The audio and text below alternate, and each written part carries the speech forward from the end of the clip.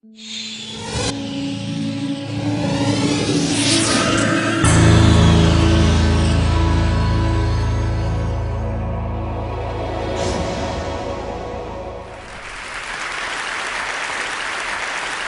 I was president of the American Psychological Association, they tried to media train me.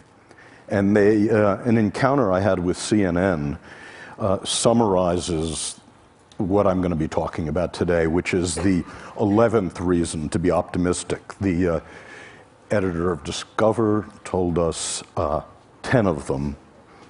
I'm going to give you the 11th. So they came to me, CNN, and they said, Professor Seligman, would you tell us about the state of psychology today? We'd like to interview you about that. And I said, great. He said, but this is CNN, so you only get a soundbite. So, well, how many words do I get? I said, well, one. Cameras rolled, and she said, Professor Seligman, what is the state of psychology today? Good. Cut. That won't do. We'd really better give you a longer soundbite. Well, how many words do I get this time? Well, you get 2. Dr. Seligman, what is the state of psychology today? Not good.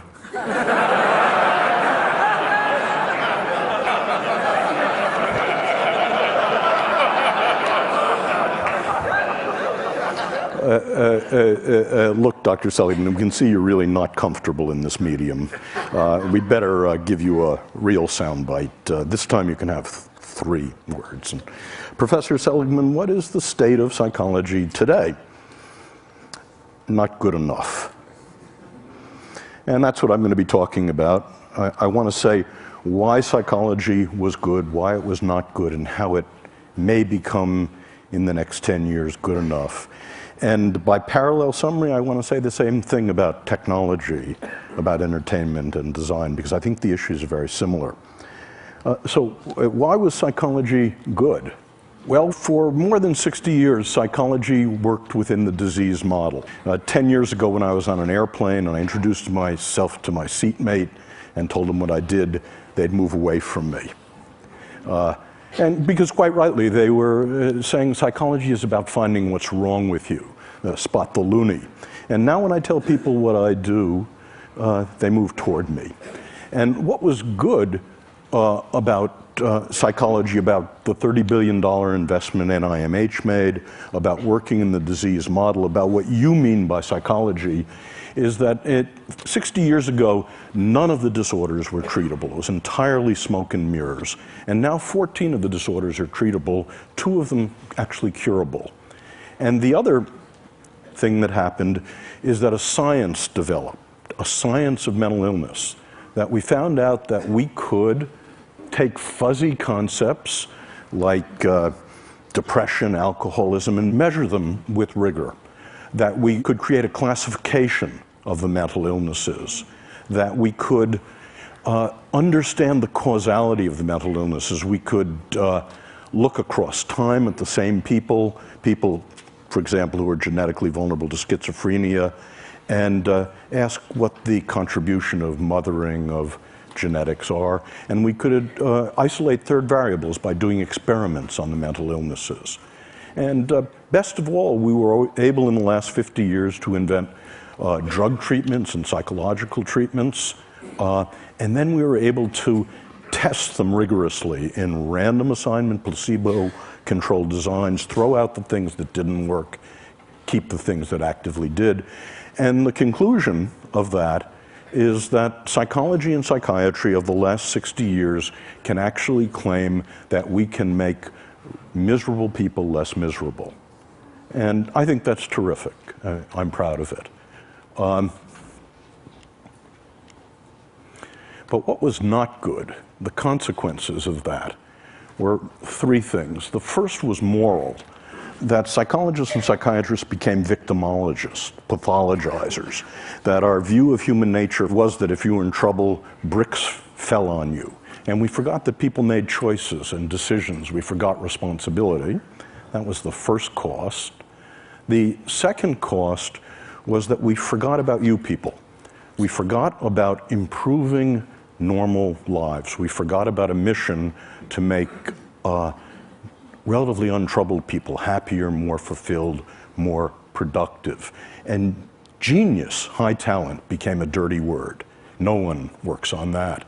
And the third problem about the disease model is, in our rush to do something about people in trouble, in our rush to do something about repairing damage, it never occurred to us to develop interventions to make people happier, positive interventions.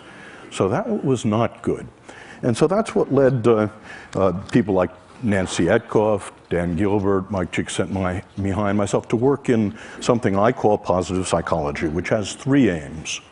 The first is that psychology should be just as concerned with human strength as it is with weakness.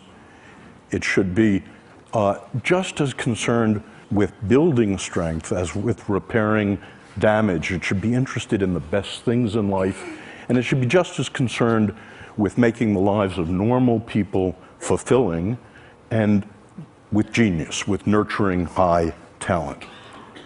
So, in the last 10 years, and the hope for the future, we've seen the beginnings of a science of positive psychology, a science of what makes life worth living. It turns out that we can measure different forms of happiness, and any of you for free can go to that website and take the entire panoply of tests of happiness. You can ask, how do you stack up for positive emotion, for meaning, for flow, against literally tens of thousands of other people. We created the opposite of the diagnostic manual of the insanities, a classification of the strengths and virtues that looks at the sex ratio, how they're defined, how to diagnose them, what builds them and what gets in their way. We found that we could discover the causation of the positive states, the relationship between left hemispheric activity and right hemispheric activity as a cause of happiness. I've spent my life working on extremely miserable people, and I've asked the question, how do extremely miserable people differ from the rest of you? And starting about 6 years ago, we asked about extremely happy people, and how do they differ from the rest of us? And it turns out there's one way, very surprising, they're not more religious, they're not in better shape, they don't have more money, they're not better looking, they don't have more good events and fewer bad events. The one way in which they differ, they're extremely social. They don't sit in seminars on Saturday morning. They don't spend time alone. Each of them is in a romantic relationship, and each has a rich repertoire of friends. But watch out here. This is merely correlational data, not causal, and it's about happiness in the first Hollywood sense I'm going to talk about. Happiness of ebullience and giggling and good cheer. And I'm going to suggest to you that's not nearly enough in just a moment. We found we could begin to look at interventions over the centuries, from the Buddha to Tony Robbins. About 120 interventions have been proposed that allegedly make people happy. And we find that we've been able to manualize many of them, and we actually carry out random assignment efficacy and effectiveness studies. That is, which ones actually make people lastingly happier. In a couple of minutes, I'll tell you about some of those results. But the upshot of this is that the mission I want psychology to have, in addition to its mission of curing the mentally ill, in addition to its mission of making miserable people less miserable, is, can psychology actually make people happier? And to ask that question, happy is not a word I use very much. We've had to break it down into what I think is askable about happy. And I believe there are three different, and I call them different because different interventions build them. It's possible to have one rather than the other. Three different happy lives.